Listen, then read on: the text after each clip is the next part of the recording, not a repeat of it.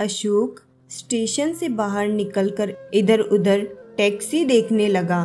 तभी एक टैक्सी उसके पास आकर रुकी और वह अपनी मंजिल का पता बताकर टैक्सी में बैठ गया। सफ़र कोई 1 घंटे भर का था, इसलिए अशोक अपने मोबाइल में बिजी हो गया और किसी से बातचीत करने लगा। अचानक उसकी नज़र सामने वाले एक मिरर में टैक्सी ड्राइवर की शक्ल पर गई। उसे टैक्सी ड्राइवर की शक्ल कुछ जानी पहचानी सी लग रही थी। अशोक अपने मन में सोचने लगा, कौन है ये, कौन है? कुछ देर तक सोच विचार करने के बाद अशोक ने उत्सुकतावश चुप्पी तोड़ी और ड्राइवर से बात करते हुए पूछने लगा, क्यों भाई, कब से चला रहे हो टैक्सी?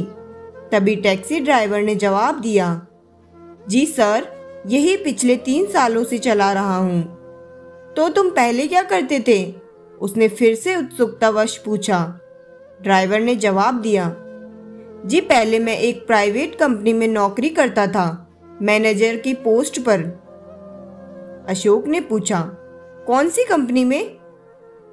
ड्राइवर ने जवाब दिया, जी एके कंपनी में।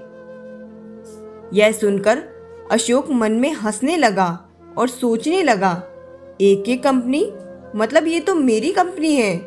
उसने ड्राइवर से पूछा, क्या नाम है तुम्हारा?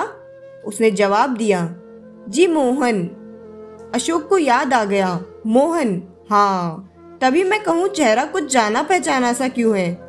उसने उससे पूछा, इतनी अच्छी पोस्ट इतनी बड़ी कंपनी में फिर नौकरी क्यों छोड़ी? टैक्सी ड्राइवर ने लंबी सांस लेते हुए अपनी कहानी शुरू की। सर, मैंने अपनी पसंद से शादी की थी। 6 महीने तक तो सब कुछ ठीक रहा। अचानक कुछ समय बाद मेरी पत्नी बहुत बीमार हो गई। मैंने अपनी पत्नी की बहुत देखभाल की। इसके लिए मुझे कंपनी से कई बार छुट्टी लेनी पड़ी। मेरे मम्मी पापा ने बहुत जोर लगाया कि मैं अपनी पत्नी को उसके मायके छोड़ दूं, लेकिन मैं नहीं माना। इसलिए मम्मी पापा भी नाराज हो गए। आखिर मैं उसकी देखभाल में ही रह जाता था। इस कारण मुझे नौकरी भी छोड़नी पड़ी। आमदनी का भी कोई साधन नहीं रहा। उधार से ही काम चलने लगा। देखभाल में लगा रहा और धीरे धीरे उसकी सेहत में सुधार आने लगा। फिर मैं किसी की टैक्सी चलाने लगा और सारा उधार चुकाया। फिर बैंक से लोन लेके अपनी टैक्सी ले ली। अब ये टैक्सी मेरी अपनी है। ओह, तो तुमने बहुत कुछ खोया है, मोहन ने जवाब दिया। सर, मैंने सब कुछ खोया, लेकिन मेरा प्यार आज भी मेरे पास है।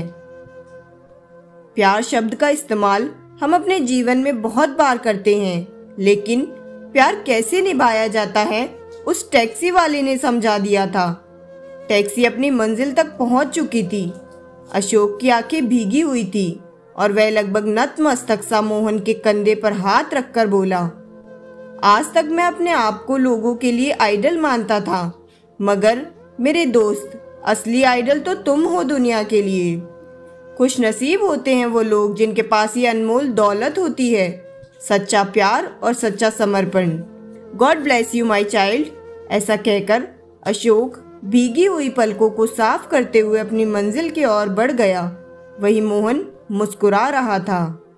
अगर हमारी यह कहानी आपको पसंद आए तो वीडियो को लाइक और शेयर ज़रूर करें। अगर आप हमारे चैनल पर नए हो तो चैनल को सब्सक्राइब करना ना भूलें। धन्यवाद।